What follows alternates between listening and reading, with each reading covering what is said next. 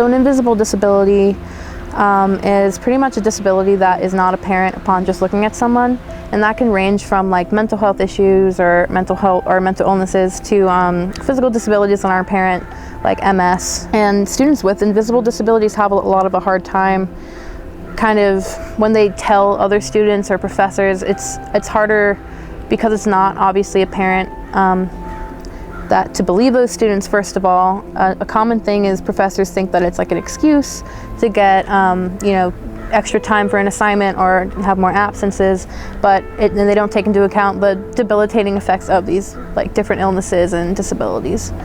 My name is Isaac Bachik, and I am a creative writing and sociology double major. I am on the autism spectrum. It isn't a challenge for me until I tell someone that I'm on the autism spectrum, because then teachers and peers just treat you entirely differently. And I have also been fighting cancer since I was 7 years old, acute lymphoblastic leukemia, which became cysts and tumors in my bones. The spring semester, I typically expect to have 10-20 absences minimum. That drastically affects my grades, so I end up with C's in most of my classes because I make A's, but then the absences drop me automatically to C's.